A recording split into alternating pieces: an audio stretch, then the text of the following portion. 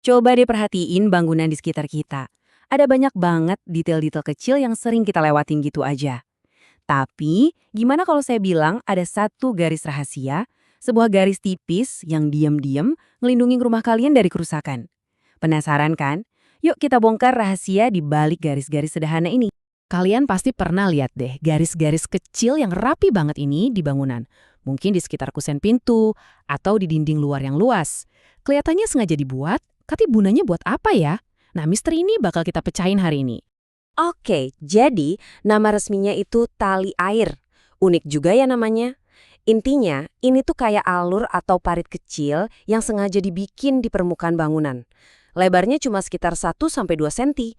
Kecil banget kan? Tapi perannya, wah, gede banget.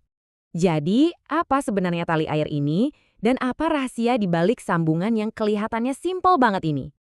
Kalau dilihat sekilas, mungkin kita mikirnya ini cuma hiasan aja ya kan, biar kelihatan manis gitu. Tapi jangan salah, detil kecil ini sebenarnya salah satu fitur paling pinter yang ngejaga rumah kita tetap cantik dan yang paling penting, tetap kuat. Ini bukan sekedar dekorasi loh. Tali air ini jadi kunci buat dapetin hasil akhir yang kelihatan profesional dan sempurna. Kenapa bisa gitu? Mari kita bedah.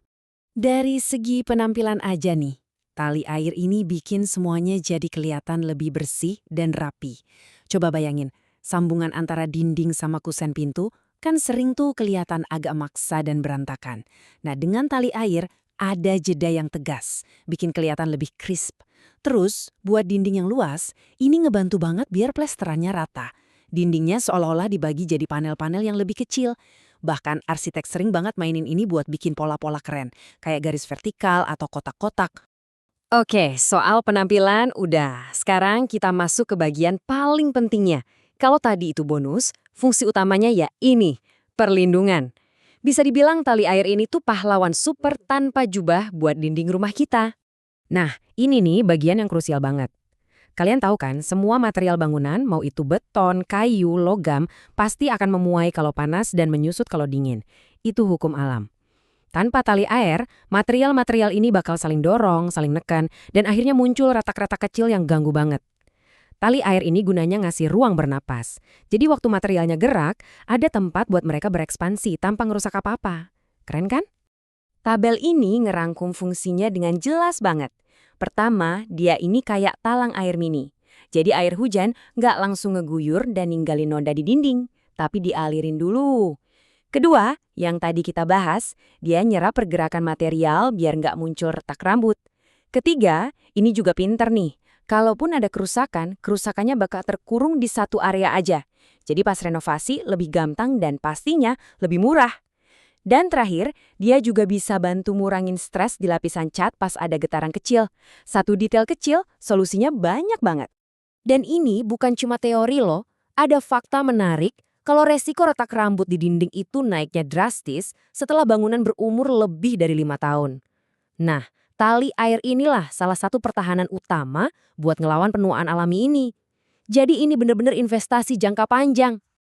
Oke, sekarang pertanyaannya, gimana sih cara bikin garis-garis ini? Ternyata ada dua cara utama. Cara tradisional yang butuh keahlian tinggi dan cara modern yang lebih presisi.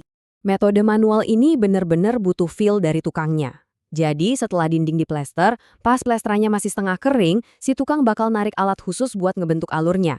Ini susah banget loh, tangannya harus stabil biar garisnya lurus sempurna. Kalau meleset dikit aja, ya hasilnya jadi bergelombang. Jadi kualitasnya sangat bergantung sama skill si pekerja. Nah, kalau cara modern, lebih gampang dan hasilnya dijamin presisi. Caranya, pakai profil aluminium yang bentuknya kayak huruf U. Jadi, si kanal U ini ditempel dulu ke dinding, baru deh plesterannya diaplikasiin di sekitarnya. Hasilnya udah pasti lurus, tajam, dan ukurannya seragam di mana-mana. Nggak ada lagi drama garis mencong. Sekarang kalian udah tahu rahasianya. Saya jamin deh, abis ini kalian bakal jadi lebih jeli ngeliat bangunan. Yuk kita jadi detektif arsitektur dan cari tahu di mana aja tali air ini bersembunyi. Coba deh nanti perhatiin, di sekitar kusen pintu dan jendela pasti ada. Cek juga di pertemuan antara dinding sama plafon atau di atas list lantai. Di dinding beton luar rumah yang luas, di pilar-pilar, pagar beton, bahkan di lantai garasi. Kadang di beberapa desain tangga modern pun ada loh. Ternyata mereka ada di mana-mana ya. diam-diam ngejaga rumah kita? Jadi, lain kali kalian lihat garis kecil ini, jangan cuma dianggap hiasan ya. Ingat, itu adalah tanda kalau bangunannya dirancang dengan pemikiran matang. Itu tanda sebuah desain yang nggak cuma mikirin bagusnya sekarang, tapi juga kuatnya di masa depan. Ada kutipan yang pas banget nih. Sekuat apapun materialnya, resiko kerusakan bakal selalu lebih besar tanpa detail sederhana yang brilian dari sebuah tali air. Benar banget kan? Material paling kuat sekalipun butuh ruang gerak, dan tali air inilah solusi jenius yang ngasih ruang itu. Gimana? Jadi kepikiran kan? Ternyata di sekitar kita tuh banyak banget solusi desain cerdas yang seringkali kita nggak sadar. Setelah tali air, kira-kira detail tersembunyi apa lagi ya yang diam-diam melindungi dunia kita? Coba deh perhatiin lagi lebih teliti.